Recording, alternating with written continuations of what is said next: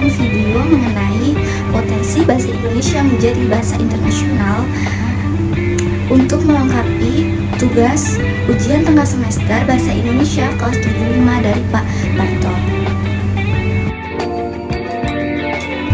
Yang pertama, di sini saya akan menjelaskan apa itu bahasa Indonesia. Bahasa Indonesia merupakan bahasa resmi dan nasional negara Indonesia. Bahasa ini merupakan standarisasi dari kata dalam bahasa Melayu yang sudah digunakan sejak lama di kawasan Asia Tenggara Kepulauan. Hal yang sering banyak ditanyakan oleh masyarakat yaitu mengapa bahasa Melayu menjadi bahasa persatuan rakyat Indonesia, mengapa bukan dari bahasa Indonesia yaitu seperti dari suku Jawa, suku Batak ataupun suku Sunda. Nah, dengan alasan bahasa Melayu dipilih sebagai bahasa persatuan Indonesia karena pada masa itu bahasa Melayu adalah lingua franca yang memiliki persebaran penutur hampir merata di seluruh Indonesia. Selain itu, bahasa Melayu dikenal dengan cukup mudah untuk dipelajari karena tidak memiliki struktur yang rumit, serta tidak mengenal sistem kasta atau tingkatan seperti bahasa Jawa. Berbeda dong dengan bahasa Jawa yang kebanyakan ditutur oleh penutur asli atau masyarakat suku Jawa. Bahasa Melayu banyak dikuasai oleh masyarakat di luarnya. Hal itu sedikit banyak dipengaruhi oleh orang-orang Minang yang dikenal sebagai pedagang. Para pedagang Minang ini turut serta dalam penyebaran bahasa Melayu ke seluruh Nusantara atau yang saat ini kita kenal sebagai Indonesia. Bahasa Indonesia adalah bahasa yang masuk ke dalam kumpulan bahasa Austronesia. Bahasa Indonesia menempati urutan ke-10 pada daftar bahasa dengan jumlah penutur paling banyak di dunia. Bahasa Indonesia dengan keindahannya bukan hanya sebuah alat komunikasi, melainkan juga sebuah penjalin kebersamaan di antara beragam etnis, budaya, dan suku bangsa di Indonesia. Namun, di tengah arus globalisasi, peran bahasa Indonesia tidak hanya lagi terbatas pada ranah lokal dan nasional, tetapi juga memiliki potensi sebagai bahasa internasional. Berdasarkan Undang-Undang Nomor 24 Tahun 2009, bahasa Indonesia harus disiapkan menjadi bahasa internasional. Mengapa bahasa Indonesia layak diperjuangkan sebagai bahasa internasional? Berikut penjelasannya. Yang pertama, kemudahan pembelajaran. Mengapa bahasa Indonesia memiliki daya tarik? Karena bahasa Indonesia adalah bahasa yang sederhana dan mudah dipahami. Bahasa Indonesia relatif mudah dipelajari oleh penutur asing jika dibandingkan dengan bahasa lain.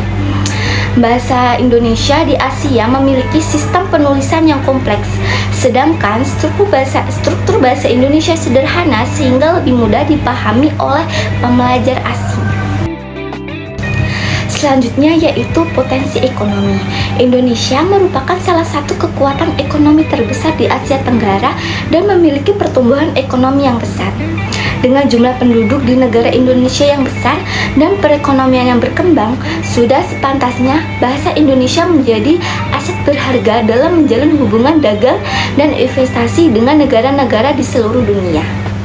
Kemampuan berkomunikasi dalam bahasa Indonesia dan menjalin keunggulan kompetitif bagi pelaku bisnis dan profesional di era globalisasi saat ini. Selanjutnya, penulisan ejaan bahasa Indonesia tidak menggunakan salah satu huruf daerah yang ada di Indonesia.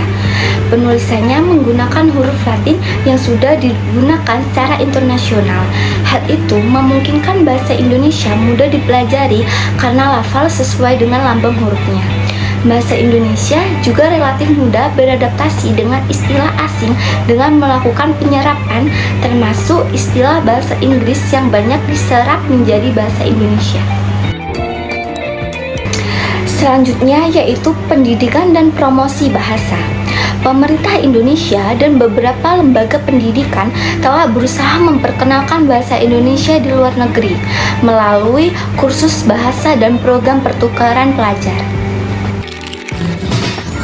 Pengajar bahasa Indonesia sebagai bahasa asing. atau program BIPA Bahasa Indonesia bagi penutur asing telah berkembang di banyak negara. Program ini menawarkan kurikulum yang dirancang khusus untuk mengajar dan pembelajar bahasa Indonesia di luar negeri. Media digital dan teknologi.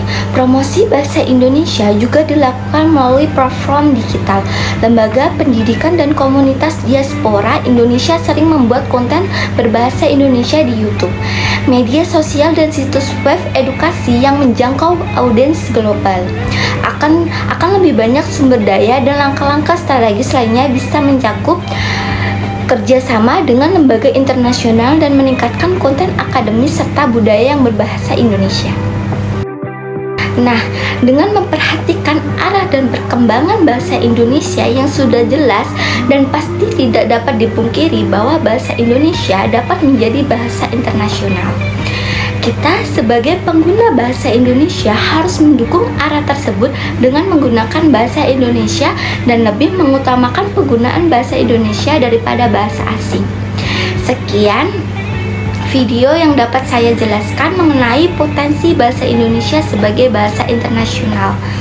Sampai jumpa dan terima kasih. Wassalamualaikum warahmatullahi wabarakatuh.